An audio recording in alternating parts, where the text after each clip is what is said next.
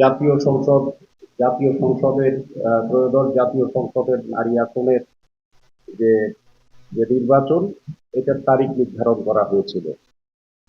তা আমরা এটা যদি সংরক্ষিত আসনের ইতিহাস দেখি, এখন আমাদের 50টা আছে সংরক্ষিত আসন। 72 সালে শুরু হয়েছিল 15টা দিয়ে, 79 সালে এটা 30টাতে উন্নীত হয়, 2004 সালে গিয়ে এটা হয় 45টা, 2011 সালে এটা পঞ্চদশ সংশোধনীর মাধ্যমে সংবিধানের 50টাতে এটা উন্নীত হয়। এখন এই 50টি আসন, যে আমাদের যে আসন বন্টনের নিয়ম, এটা হচ্ছে এমন যে সংসদে যে দল যতটি আসন পায় সাধারণ সিটে, তার ভিত্তিতে আসনগুলো বন্টিত হয়। তো সেই দিক থেকে এবারে বাংলাদেশ জাতীয়তাবাদী দল তারা পেয়েছে 36টা আসন, এবং 11 দলীয় জোট তারা পেয়েছে 13টি আসন, আর একটা হলো স্বতন্ত্র জোট।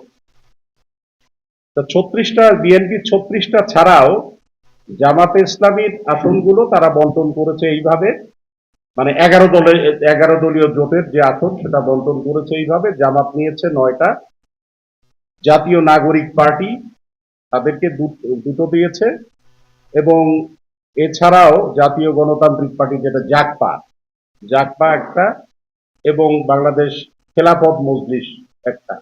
এইভাবে আসনগুলো দেয়া হয়েছে। এখানে বিএনপি এবং জামাতের ইয়ারা ছাড়া এখানে আমরা দেখছি যে এনসিপির 2জন নেত্রী, মাহমুদা আলম মিতু, এবং এখানে মনিরা শারমিন প্রথমে সাবমিট করেছিলেন মনোনয়নপত্র, কিন্তু মানে তার যে চাকরি থেকে অবসর গ্রহণের 3 বছর পূরণ না হওয়ার জন্য এই মনিরা শারমিনের এই তার যে মনোনয়নপত্র এটা বাতিল করা হয়। এবং এখানে 11 দলীয় জোট, মানে তাসমিয়া প্রধানকে দিয়েছে জাকপা থেকে, মাহবুবা হাকিমকে দিয়েছে খেলাফত মজলিস থেকে, আর স্বতন্ত্র জোটের একমাত্র প্রার্থী এটা সুলতানা জেসমিন জুই, তারা এখানে। এখন এইদিকে এই এনসিপির এই 2জনকে মনোনয়ন দেয়া হলেও সাথে সাথে এখানে নুসরাত তাবাসসুম জ্যোতি, সেও মনোনয়নপত্র সাবমিট করে, তবে তার মনোনয়নপত্র 19 মিনিট পরে সাবমিট করার কারণে সেটা প্রথমে গ্রহণ করা হয়নি। জ্যোতি ছাড়াও এখানে জয়পুরহাটের একজন মেহেরুন্নেসা, ঝিনাইদার একজন মাহবুবুর রহমান, আর শামীমা আক্তার, এখানে যেহেতু কোনো দল থেকে বা জোট থেকে তাদের দেয়নি, অটোমেটিক্যালি সেটা ইয়া থেকে বাদ পড়েছে।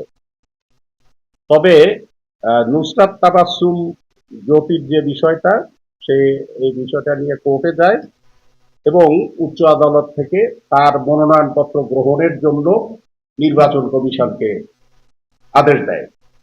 এবং আপনারা দেখেছেন যে প্রথমে 49 জন শপথ নিয়েছে। এই মনোনয়নপত্র মানে প্রত্যাহারের যেদিন নির্ধারিত সময় ছিল তারপরে ঘোষণা করা হয়েছে, আর পরবর্তীতে কোর্টের নির্দেশ মেনে নির্বাচন কমিশন নুসরাত তাবাসসুম জ্যোতিকে নির্বাচিত ঘোষণা করে, এবং অলরেডি জ্যোতিও শপথ গ্রহণ করেছে। এদিকে মনিরা শারমিন একটা ইয়া হলেও সে এই মিতু যখন শপথ নেয় তার আগে আবারও সে ইলেকশন কমিশনের কাছে গিয়েছে যে আগে যেন গেজেট প্রকাশ না করা হয় বা সে যেন শপথ না নেয়। এবং কালকে আমরা দেখেছি যে মনিরা শারমিনের তার যে সে যে আপিল করেছিল, এই কোর্ট থেকে এটা এই একটা ইয়া জারি করা হয়েছে, যে শোকজ করা হয়েছে, রুলনীতি জারি যে কেন এটা তার ইয়াটা যে বাতিল করা হয়েছে তা কেন অবৈধ না, এইরকম একটা অবস্থা। এদিকে 50 জন ইলেক্টেড হয়েছে এবং ইতিমধ্যে শপথও নিয়েছে, আবার পাশাপাশি কোর্ট থেকে এইরকম একটা বিষয় এখানে আছে। আর এদিকে এই মনিরা শারমিন, সে আবার আরেকটা আপিল করেছিল 4 জন প্রার্থীর বিরুদ্ধে, তাদের বাতিলের জন্য। তারা হলেন যে মাধবী মার্মা, আন্না মিন্স, জিবা আমিন খান, ফাহমিদা হক। তা এইরকম একটা অবস্থায় আছে। আর নারী আসনের বিষয়টা যদি আমরা দেখি, যে আসলে আমরা তো দীর্ঘদিন থেকেই এই নারী আসন নিয়ে বাংলাদেশের নারী সমাজ এবং সচেতন মানুষ, তারা এইটা নিয়ে তারা কাজ করছে। আপনারা জানেন যে অন্তর্বর্তীকালীন সরকারের সময় 11টা যে সংস্কার কমিশন গঠিত হয়েছিল, তার মধ্যে অন্তত 3টা সংস্কার কমিশন নারীদের সংরক্ষিত আসন নিয়ে তারা তাদের প্রতিবেদন দিয়েছে।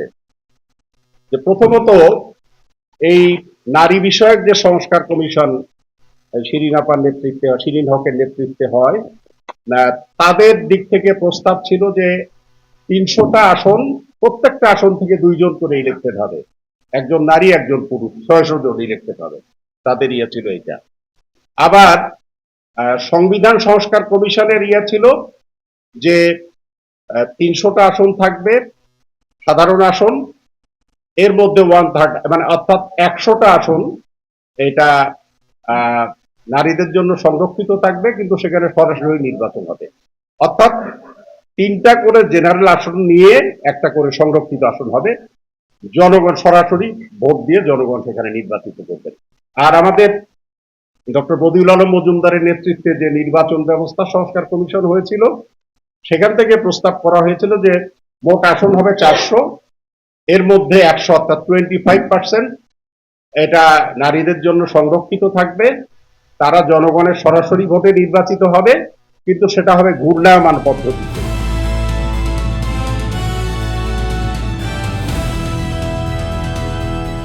দিনাজপুর টিভি, মানুষের জীবনের কথা বলে।